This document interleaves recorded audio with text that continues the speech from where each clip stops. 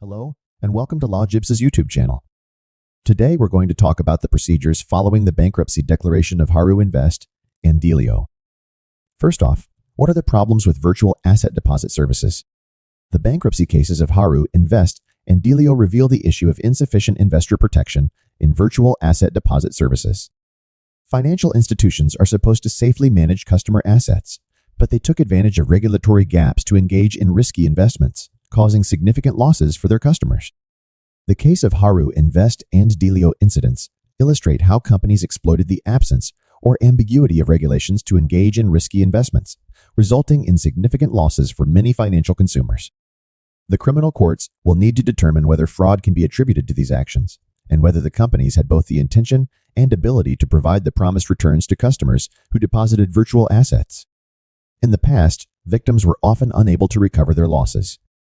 Now, similar to the case with FTX, we are proceeding with legal measures to seek compensation for these losses through the judicial system.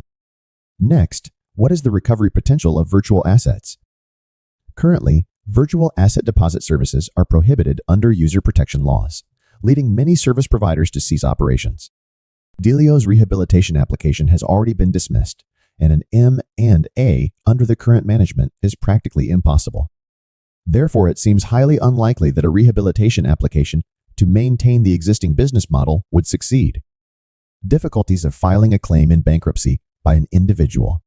Many of you asked how to proceed after receiving the bankruptcy claim report guide. The real issue, however, is that when you file a claim individually, it is crucial to understand that it is not automatically accepted as is.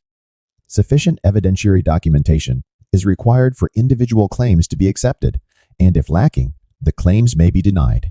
To secure claims in bankruptcy proceedings, legal expertise is necessary, and the higher the claim amount, the more stringent the scrutiny. Filing claims independently can lead to fragmented efforts, potentially working against individuals in the bankruptcy trustee's recovery process. Lawjibsa's role in victim compensation. Lawjibsa is working with creditors to implement measures aimed at maximizing victim compensation.